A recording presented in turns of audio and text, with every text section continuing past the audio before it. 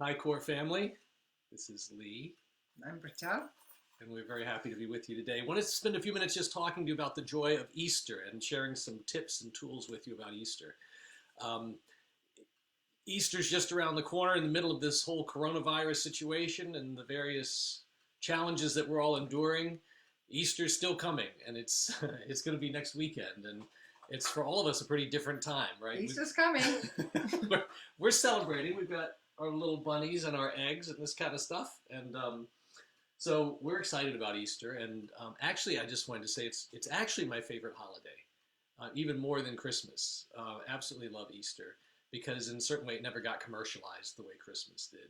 At least for me, it always felt like it was more of a spiritual, religious holiday, and it never took on the trappings of Christmas. And it was such a joy for me growing up to celebrate Easter and this time of spring and renewal and rebirth. And those are some of the themes we want to share with you right now. It's still my favorite holiday, and we're not going to get to share it the way we normally do. I mean, for us right now, I don't know about for you all, but for us, this is in the Christian calendar, it's Holy Week.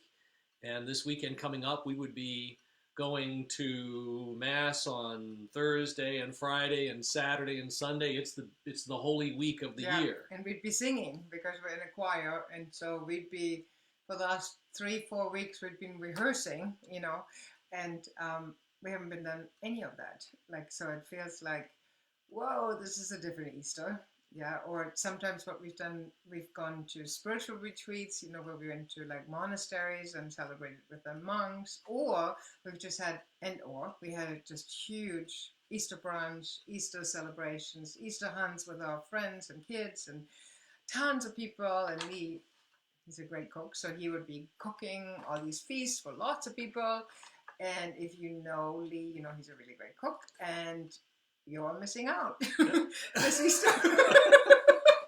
Well, I mean, in terms of the food, when I was a kid growing up, we always had an Easter feast, and it was something I maintained through all the places I've lived in my life, right across the country in Virginia and Denver and Southern California, Northern California. I always went to Easter brunch or made an Easter brunch or did something for Easter brunch with people who, whether they were celebrating Easter or not, I was like, come, let's go celebrate Easter. Let's go eat. Let's go feast. So it's going to be a different Easter this year for us and probably for you, whether you've celebrated this holiday or not.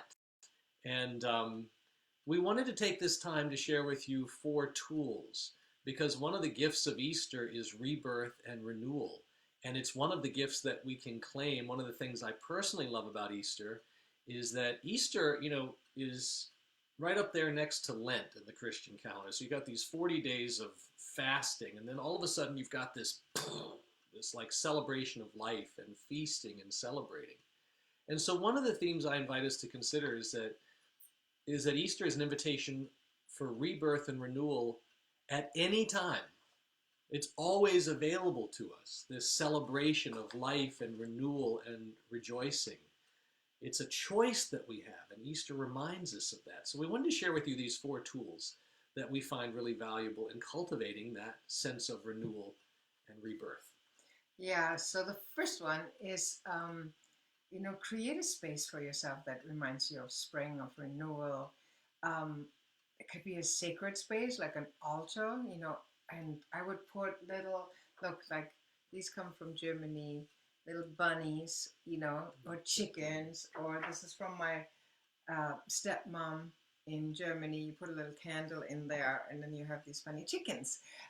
So put blossoms around you, like these little things, where we put eggs on it, and just to remind us of spring, of new beginning, of hope, of faith, of and really eggs are so amazing, right? Because they're like about new life that's just about to come, So put that stuff around you. I just started doing this weekend. I collected branches that are blossoming, and I put the eggs on there, and all around the house I put my little chickens, and and out of a sudden I'm like, oh, I'm in the Easter spirit, which I hadn't been before, So I've kind of been ooh, in a pandemic, so like in a sort of more serious mode, which is obviously also appropriate. And Britta's a real stand for this. Like she just went out and got branches off of the trees with flowers, and it's always Britta's always bringing things in to celebrate the season. And so now our house, in the midst of the coronavirus, is filled with things like this all over the place: beautiful blooms and blossoms and wildflowers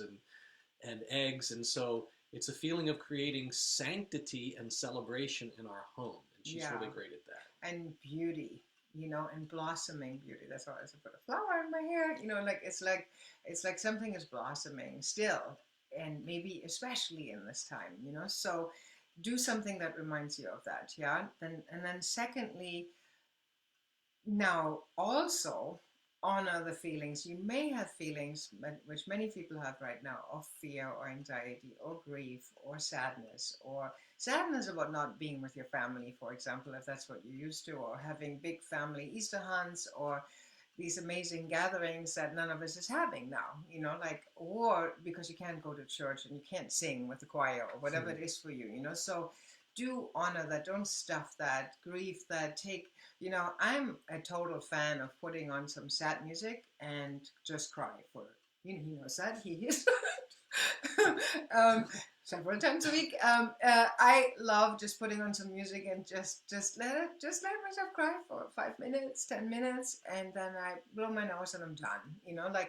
And that feeling doesn't have to carry me around all day, and bum me out, so we also have next week, I think it's Thursday, we also have an emotional release session for you set up. So that's like where you can do it for an hour, but until then, just find little times. And sometimes it's just like take a pillow and scream into it when you're mad or something, like I'm sick of being at home, just scream it into a pillow and you feel better. I promise you.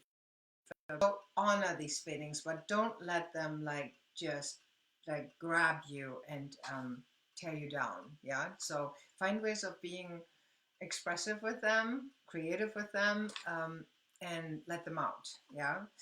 So that's point 2, honor your feelings. 3 is so Easter is really a time of rebirth. And what comes before rebirth is death, right? Like this, it's always letting something go. That's one of our favorite things at Core. It's kind of like an initiation, you let something go. In all of us, if you really tune in, there's something that wants to die within, that wants to be let go of. And then there's something that wants to be reborn or resurrected. Resurrection really means coming back to life in a different way, in a new way, So reflect on that this week. What is that for you? This is a very sacred week, this week leading up to Sunday. So it's what is that you want to put in the tomb, that is ready to be let go of? And what is it that wants to be reborn? Yes, reborn, newly born into this time. And this time, for us, so many people have shared, is so challenging and so, so challenging, is also so rich, because it is an invitation to see how are we being invited to grow. So it's really the core of this Easter practice is this third step, right? This third invitation. To me, the core of it is to saying, what is it that I'm being invited to let go of? What's, in core language, survivor self part or strategy or habit or thing that doesn't serve me? Or maybe it is something that has served me, but it's time to let it go.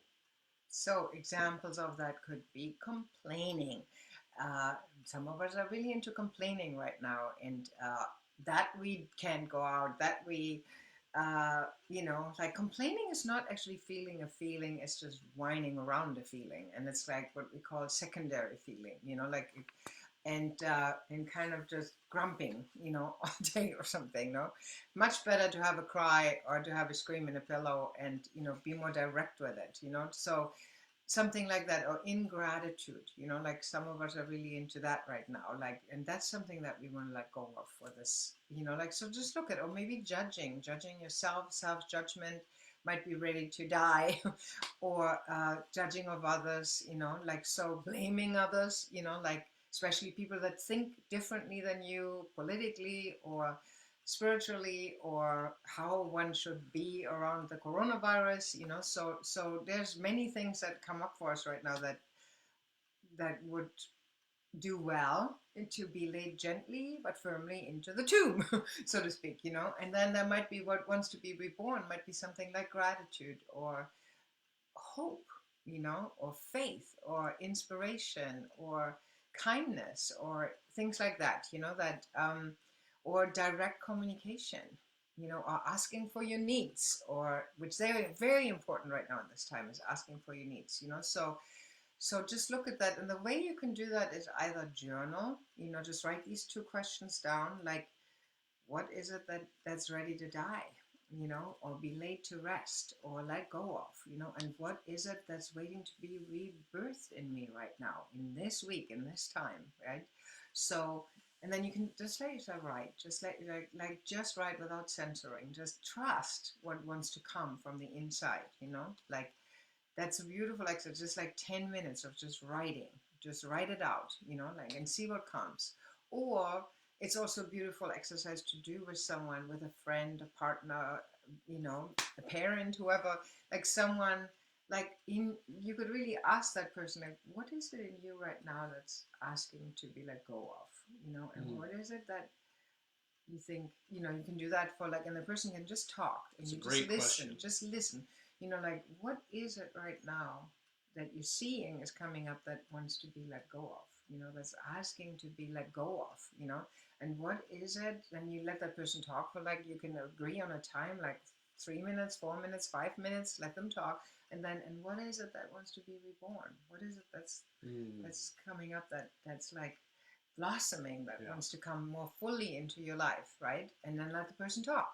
So there's really just active listening, where you just go into the world of the other person, and you can take turns, like, that's a beautiful exercise to do with, if you're in partnership with someone, like, and you don't say a word, you just say thank you at the end of their monologue, yeah, and it's a deep thing to do together, out with a good friend, yeah, over Zoom. You can do this over Zoom if you live by yourself, with someone that you trust and that you just want to build some intimacy with, and it can get really beautiful to just ask these simple questions, yeah. So you can do it by yourself, journaling, or you can do it in a sort of inquiry process or active listening process with another person. So that's another practice that we recommend for you for this week.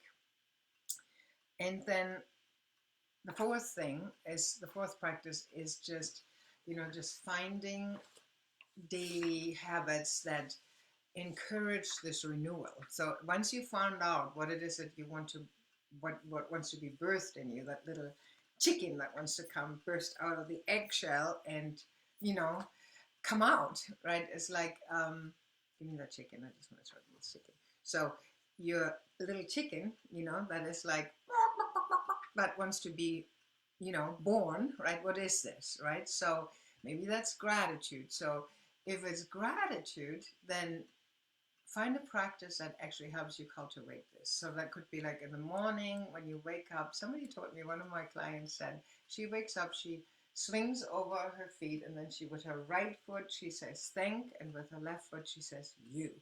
Thank you. That's how she starts her day. Isn't that sweet? It's like, so something simple like that just grounds you in gratitude. Or you end your day with 3 things that you write down in your journal that you're grateful for. That's a way to cultivate this new chicken, right? So just having this idea, like, okay, I'm going to be grateful now, is nice, but unless you ground that in some kind of daily practice, not much is going to come from that, probably. Yeah. So the fourth thing is cultivate a habit that supports your renewal step. And I want to give you a bonus step, a 5th step. This is the bonus for renewal and regeneration, for rebirth, and it's to celebrate. It's to celebrate. I love this rhythm of life that we have of fasting and feasting, and this whole theme of Easter is about celebrating. It is a feast, right? So it's find a way to celebrate what is good, what is beautiful, to dance, to let in the good, to do something that is celebratory this weekend. I really invite you to do that. And here's the thing, to choose it right in the midst of the whole coronavirus situation. Whatever is going on in your life is to choose celebration, to choose it. And that's our invitation for you. So those are the 4+1 steps The of. plus one. So how can we celebrate? We can dance. Always, always. Dancing is good. Like we're all stuck inside a lot. Move. Like you can celebrate by calling a friend and just tell them something that you're celebrating. Like so there's like a million ways to celebrate. Yeah, but it should feel good. Yeah, it should feel good. I can't see anymore if my glasses are not on. You got to tell me if somebody is saying anything. I should answer to. So if you know me, I really don't like wearing glasses, but I do need them to read something. So celebration. Yeah. I want to get to it because I don't want to keep you too long, and just wanted to also invite you all, if you want support in putting these practices into place this weekend, we have an Easter renewal retreat coming up this Friday, Saturday, and Sunday. And so if these are 5 practices that are speaking to you, or you want some way to be supported this weekend to dip into this spirit of Easter, this renewal spirit of Easter, we would love to support you. It's the Easter renewal retreat.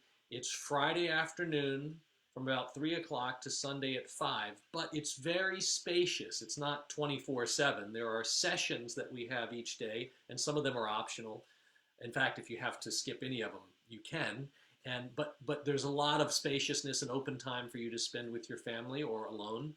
But we would love to support you in bringing this integration into your life this weekend. And I just want to say personally, it's beautiful for me because this is actually the only time I anticipate Britt and I being able to spend Easter with all of you.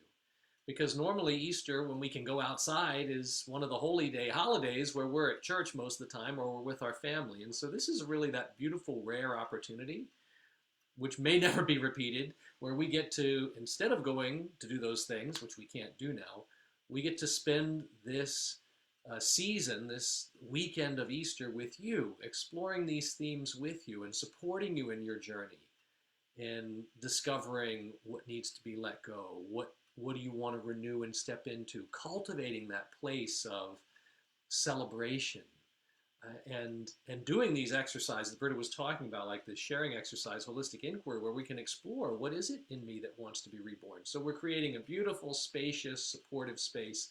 And you know what, I'll put in right now in the comments, I'm just going to go ahead and put in the link. So if you would like to join us or check that out, that information is there. It's here on Facebook. There's an event you can go check out.